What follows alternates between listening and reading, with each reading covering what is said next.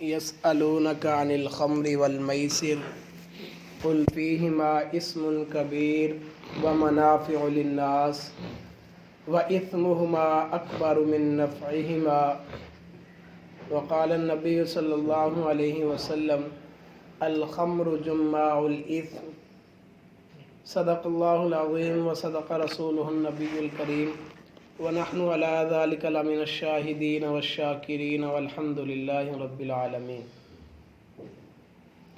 سورہ بقرہ کی آیت نمبر 219 کا ایک حصہ تلاوت کیا، اس کا ترجمہ سماعت کیجیے۔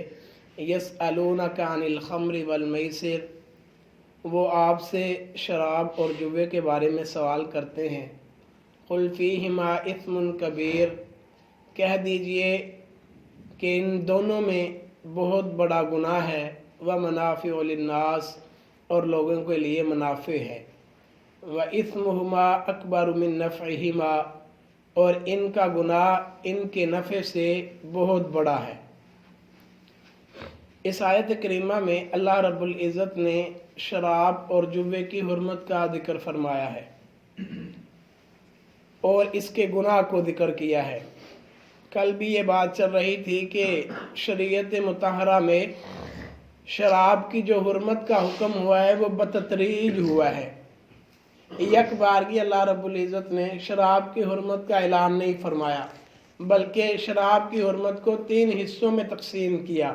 سب سے پہلی جو آیت حضور علیہ السلام نے شراب اللہ رب العزت نے شراب کے حوالے سے ذکر کی، وہ یہی آیت تھی، اور اس کا سبب اور وجہ یہ بنی کہ صحابہ کرام آپس میں چند چیزوں کے بارے میں بحث مباحثہ کر رہے تھے کہ آیا یہ کام کرنے چاہیے کہ نہیں کرنے چاہیے۔ تو پھر صحابہ کرام نے یہ آپس میں مشورہ کیا کہ ہم حضور علیہ السلام کے پاس جاتے ہیں اور ان سے ہم سوال کرتے ہیں۔ تو آگے جو آیات آ رہی ہیں ان میں صحابہ کرام نے حضور علیہ السلام سے چند سوالات کیے تھے، ان کو اللہ رب العزت نے جو ہے قرآن پاک کی صورت میں نازل فرمایا۔ پہلا سوال صحابہ کرام کا جوے اور شراب کے بارے میں تھا کہ شراب پینا یہ کیسا ہے۔ تو حضور علیہ السلام سے جب پوچھا گیا تو اللہ رب العزت نے یہ آیت نازل فرمائی کہ صحابہ کرام آپ سے شراب کے بارے میں پوچھتے ہیں کہ شراب پینا کیسا ہے، تو ان سے کہہ دیجئے کہ اس میں بہت بڑا گناہ ہے، وَمَنَافِعُ لِلنَّاسِ، البتہ اس میں کچھ منافع بھی ہیں۔ پہلی یہ آیت نازل ہوئی۔ اس کے بعد دوسری آیت جو شراب کے بارے میں نازل ہوئی، وہ ایک مہاجر صحابی رضی اللہ تعالیٰ عنہ نے مغرب کی نماز پڑھائی اور مغرب کی نماز پڑھاتے وقت قرات میں غلطی کی، اور پھر پتہ چلا کہ وہ کچھ نشے کی حالت میں تھے۔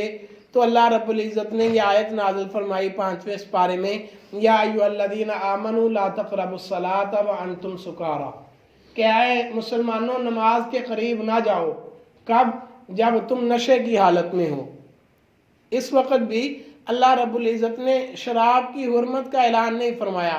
صحابہ کرام نے جب اس آیت کو سنا تو بہت سارے صحابہ کرام نے شراب کو پینا خود سے ہی چھوڑ دیا تھا، البتہ کچھ پیتے تھے۔ جو پیتے تھے وہ اس بات کا اندازہ رکھتے تھے کہ نماز کے وقت سے پہلے پہلے اس شراب کا نشہ اتر جائے۔ اس کے بعد پھر اللہ رب العزت نے سورۃ المائدہ میں شراب کی حرمت کو ذکر فرمایا، یا ایھا الذین آمنوا انما الخمر والمیسر والانصاب والازلام رجس من عمل الشیطان فاجتنبوہ لعلکم تفلحون۔ اس آیت میں اللہ رب العزت نے 4-5 چیزوں کا ذکر فرمایا جن میں سے ایک شراب بھی ہے۔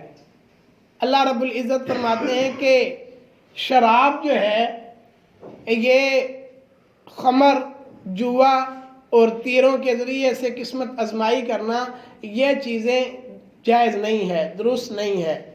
اس آیت میں شراب کے حرام ہونے کی، شراب سے روکنے کی 7 وجوہ بیان کی گئی ہیں، 7 وجہ بیان کی گئی ہیں۔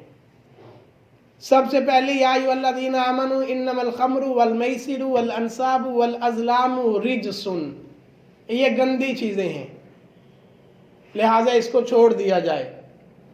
رجس من عمل الشیطان، نمبر 2، یہ شیطانی کاموں میں سے ہے، شیطانی کاموں میں سے ہے، لہذا اس کو چھوڑ دیا جائے۔ फजतनिबूहु, आगे अल्लाह रब्बुल इज़्ज़त ने हुक्मन अमरन इरशाद फरमाया फजतनिबूहु, इससे बचो। फिर आगे अल्लाह रब्बुल इज़्ज़त फरमाते हैं लअल्लकुम तुफ्लिहून, चौथी वजह, ताकि तुम कामयाब हो जाओ। तो मालूम हुआ कि शराब और जुए से बचना ये कामयाबी है। शराब और जुए का इस्तेमाल करना, इसको पीना और जुआ खेलना ये नाकामी का सबब है। आगे पांचवी जगह इन्नमा युरीदु शैतानु अन युक़िया बैनकुमुल अदावत वल बग़ज़ा, शैतान ये चाहता है कि वो तुम्हारे दरमियान आपस में बगावत, लड़ाई झगड़े और आपस की दुश्मनियों को वो हवा देना चाहता है, और वो ये काम करता है शराब के जरिए से। इन्नमा युरीदु शैतानु अन युक़िया बैनकुम, वो अदावत और आपस में दुश्मनी को हवा देना चाहता है, लिहाजा आप लोग इससे बचो।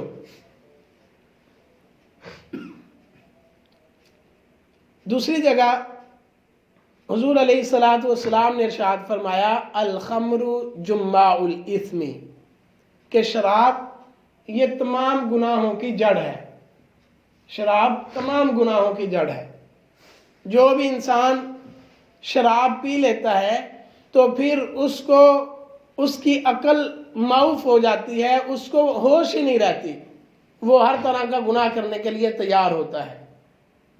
हुजूर अलैहिस्सलातु वस्सलाम ने इरशाद फरमाया कि जो शख्स दुनिया की शराब पीता है, कल क़यामत के दिन अल्लाह रब्बुल इज़्ज़त उसको जहन्नमियों के जिस्म का निचोड़ा हुआ जो गंध होता है वो पिलाएंगे। और एक साहबी हुजूर अलैहिस्सलातु वस्सलाम की खिदमत में हाजिर हुए, गालिबन हजरत जाबिर रज़ी अल्लाह तआला अन्हु थे या हजरत अबू दरदा रज़ी अल्लाह तआला अन्हु, नाम ज़हन में नहीं है।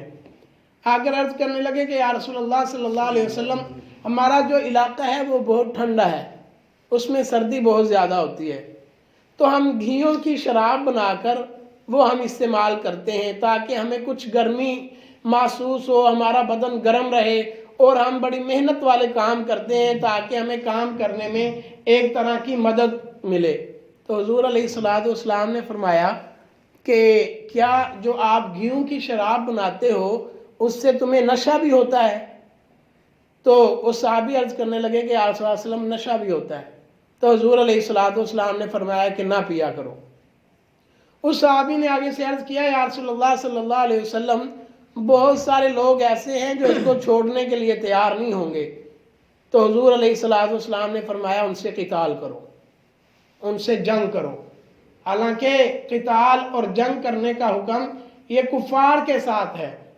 शराब पीने वालों के बारे में अल्लाह हुजूर अलैहिस्सलातु वस्सलाम ने फरमाया इनसे जंग करो। इससे मालूम होता है कि शराब कितना बड़ा गुनाह है।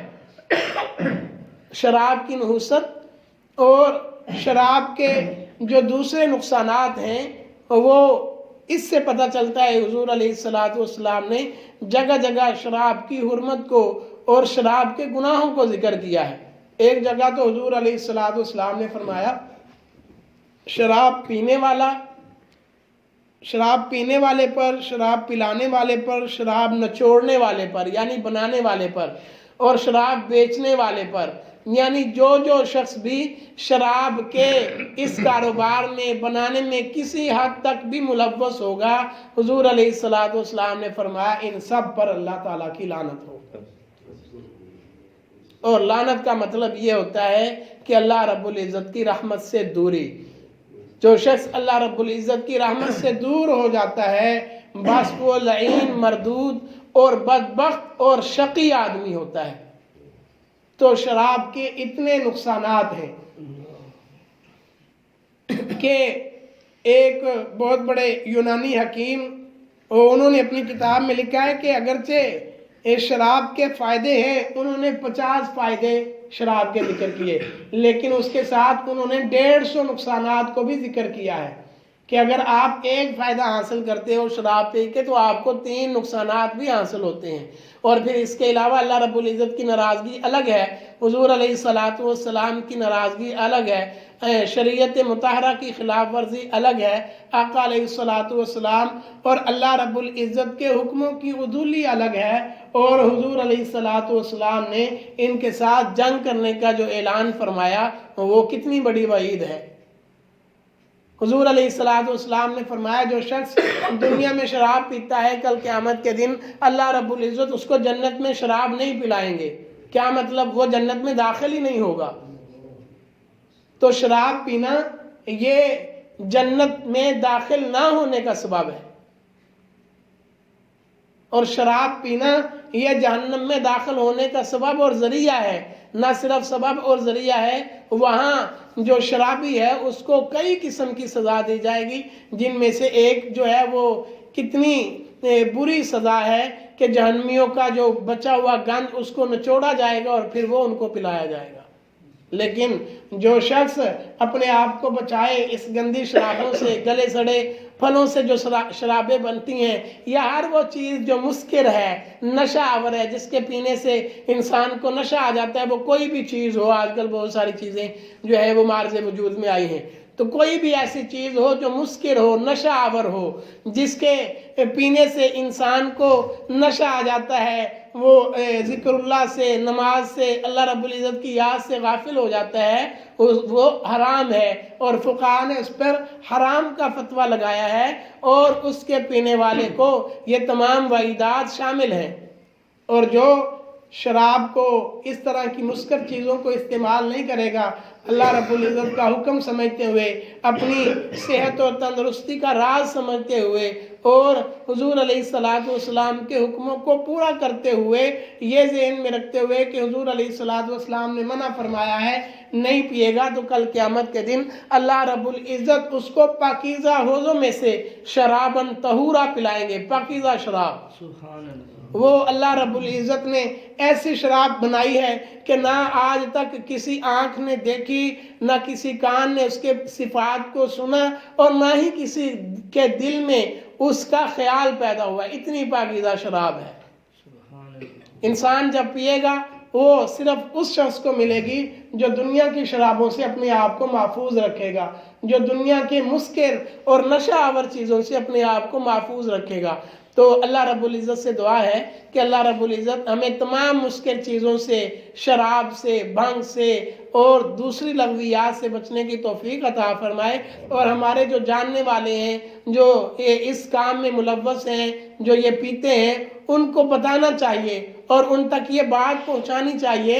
اگر ہم ان تک یہ اس کے نقصانات اور حضور علیہ الصلاۃ والسلام کی وعیدات اور جہنم میں جو ان کے ساتھ شراب پینے والوں کے ساتھ عذاب ہوگا، ہم ان تک بتائیں گے، ان تک پہنچائیں گے، تو ہو سکتا ہے کہ ہمارے کہنے کی وجہ سے کوئی آدمی رائے راست پر آ جائے، تو ان کا ثواب بھی اللہ رب العزت ہمیں بھی عطا فرمائے گا۔ اللہ عمل کرنے کی توفیق عطا فرمائے۔